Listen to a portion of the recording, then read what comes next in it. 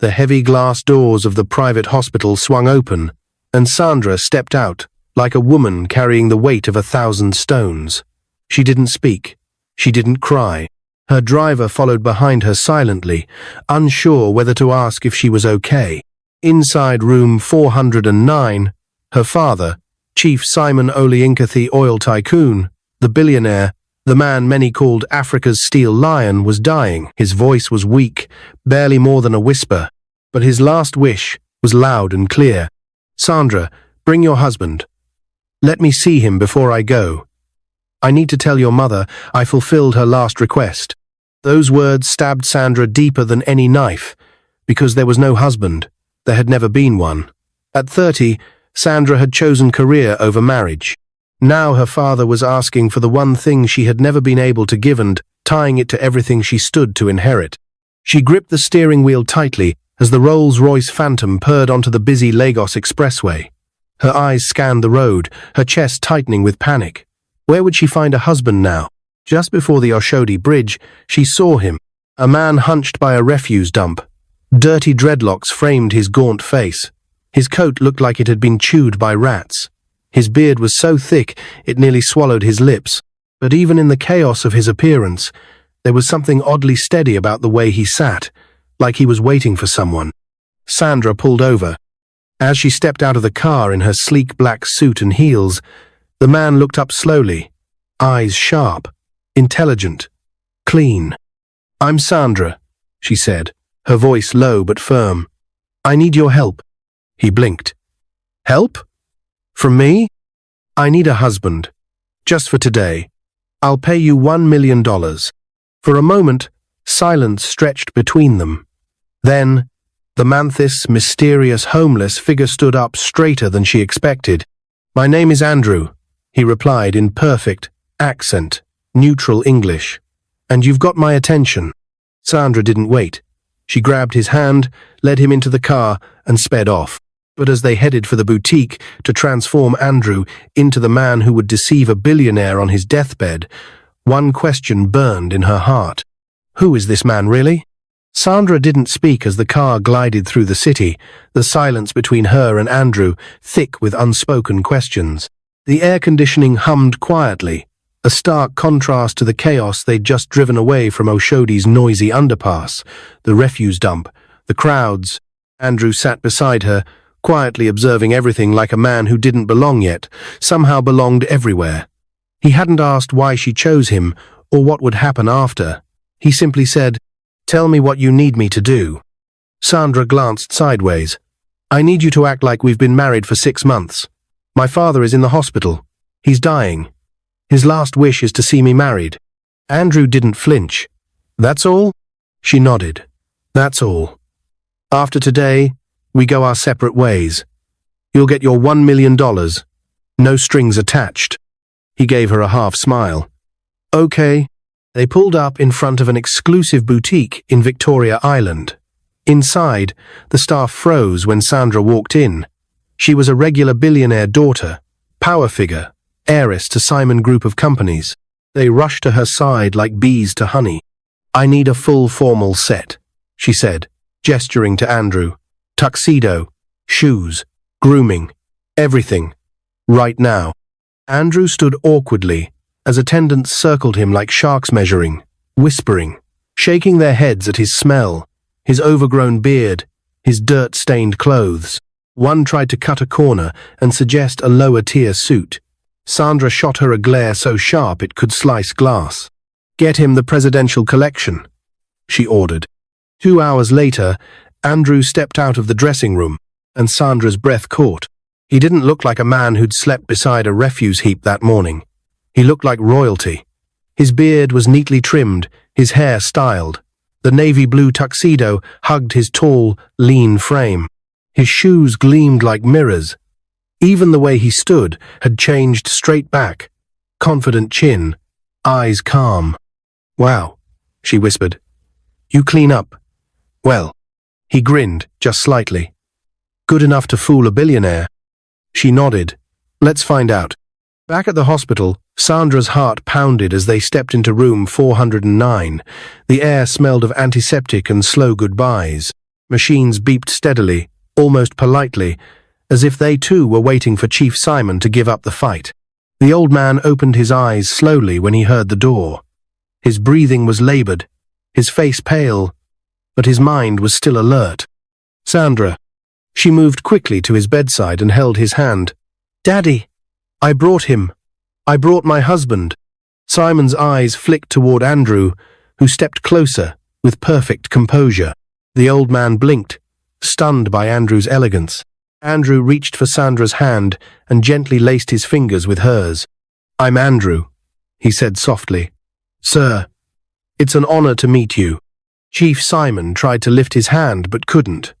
Sandra and Andrew both leaned closer, helping him place one trembling hand over theirs. Tears slipped down Simon's face. "You don't know how much this means to me. Now, I can face your mother. I can tell her I gave our daughter to a good man." His lips trembled as he whispered a short prayer, blessing their union, asking heaven to guide them, protect their love, and give them children. Then, he smiled, and just like that, he went still. "Daddy?" Sandra whispered, shaking him gently. "Daddy." She pressed the nurse button. Andrew stood frozen, his hand still wrapped in hers, his face unreadable. The doctors came rushing in, trying everything, but Sandra already knew. Her father was gone. The last thing he saw was a lie.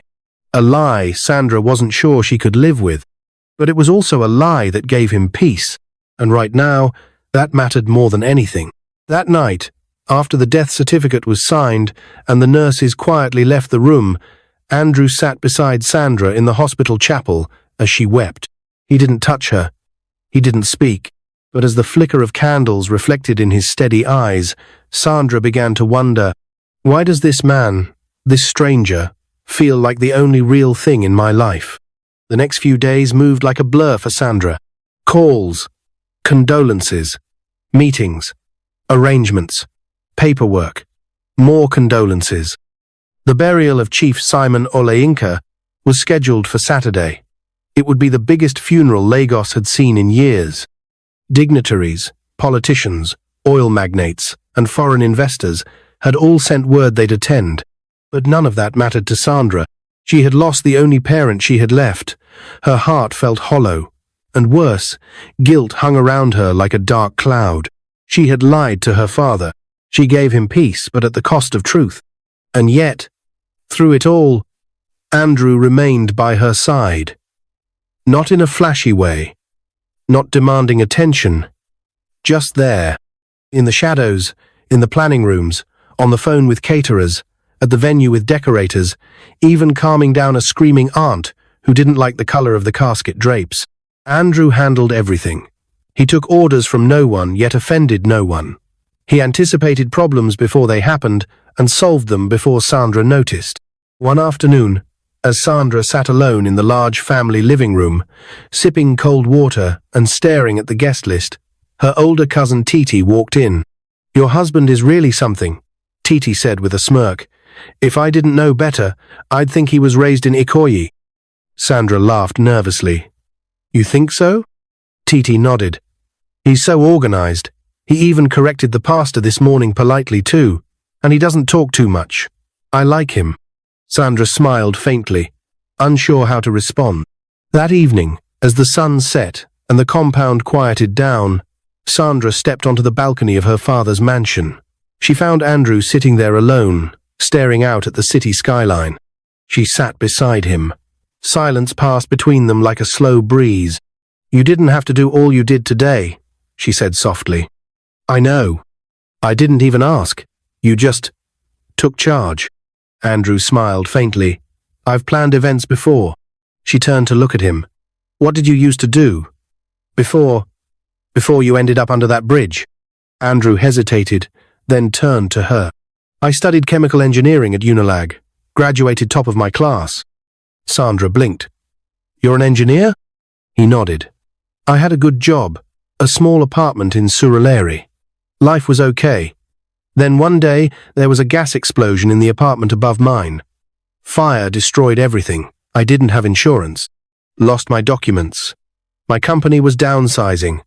I was laid off the same week. She stared, stunned. You never told me this. I didn't think it was important. You weren't hiring me for my resume. Sandra bit her lip. Still, I should have asked. You've done so much. I want to pay you. I promised Don $1 million. Just say the word. I'll wire it to you tomorrow morning. Andrew turned to her, expression calm and firm. No? Sandra blinked. No?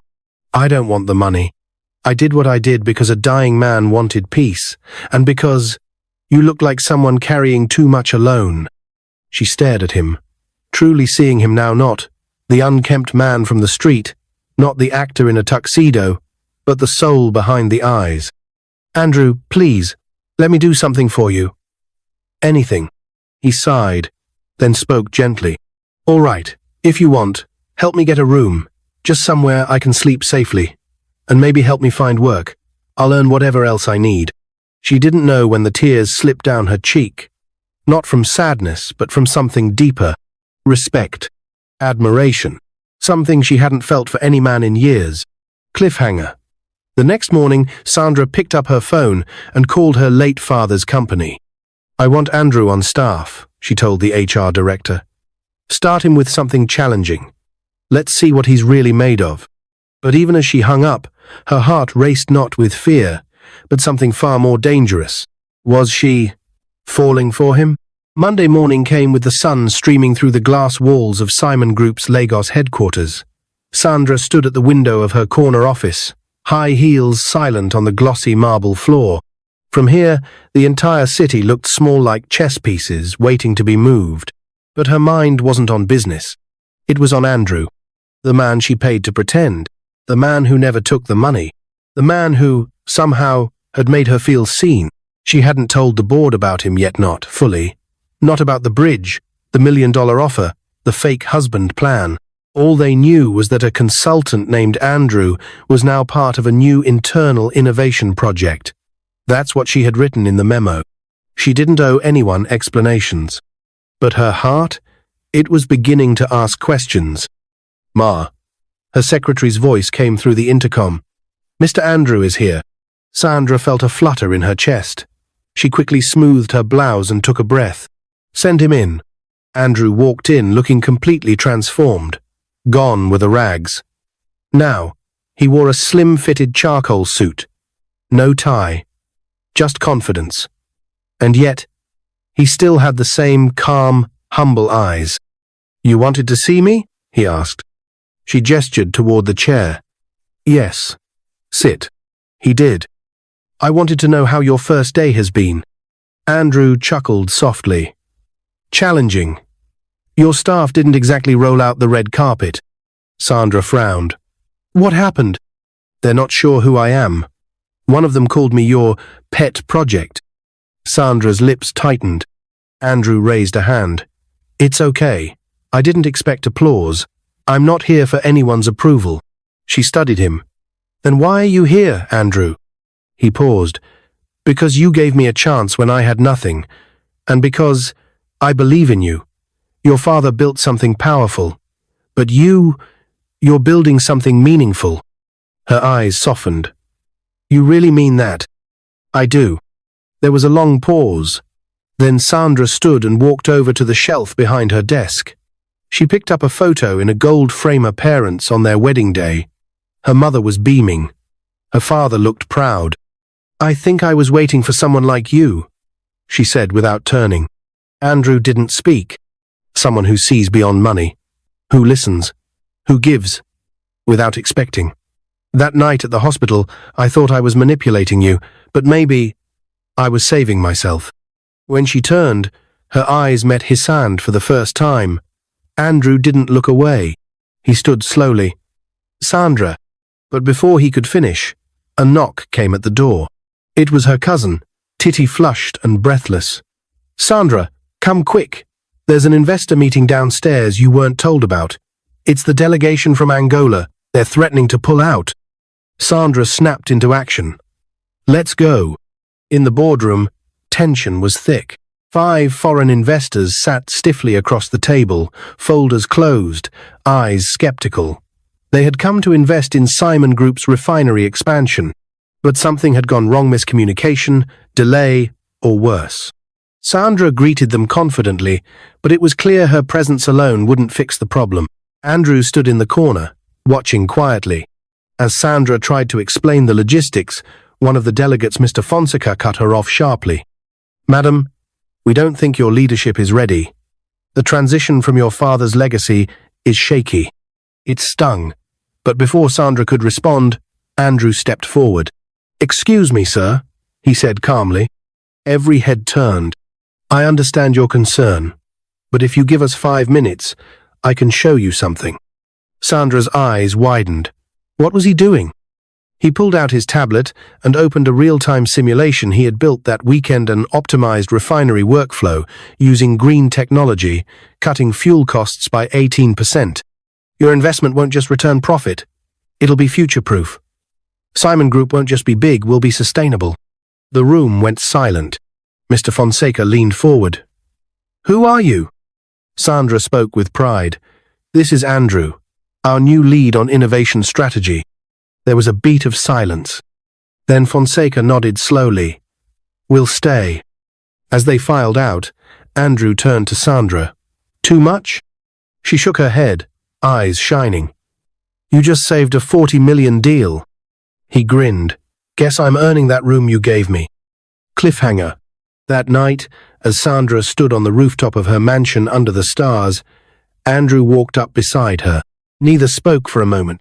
Then he said, quietly, "You never really asked.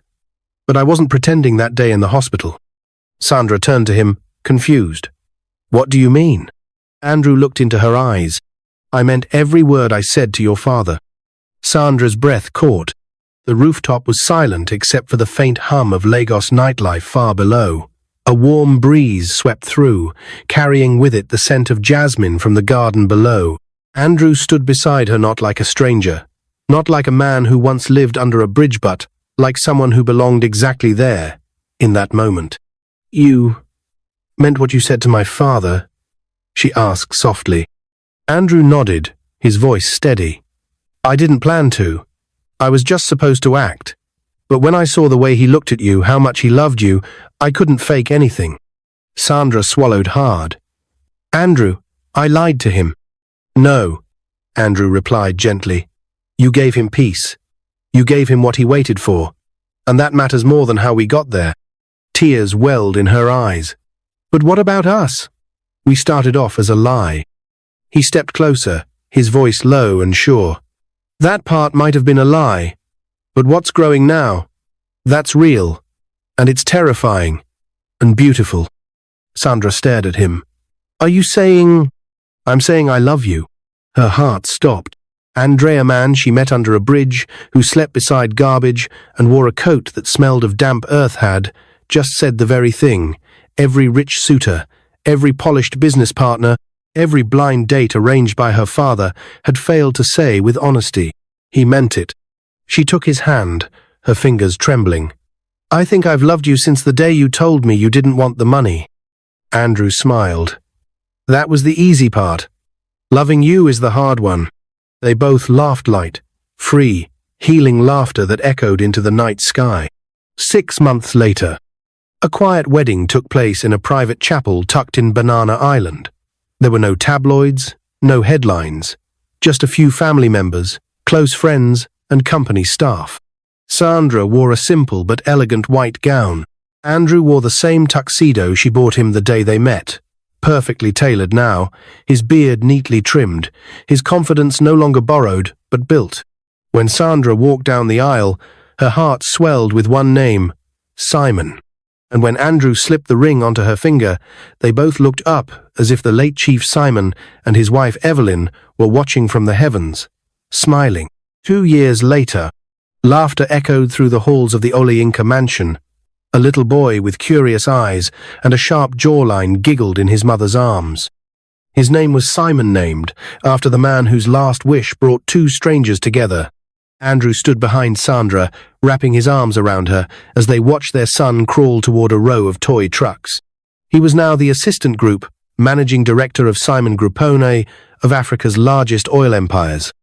Sandra, the group managing director, had not only fulfilled her father's wish, but had exceeded it. Together, they had taken a company built by legacy and filled it with love, innovation, and humanity. But sometimes at night, when the lights were off and the world was quiet, Sandra would sit beside Andrew and whisper, "I still can't believe the man who made me whole was the one I almost drove past."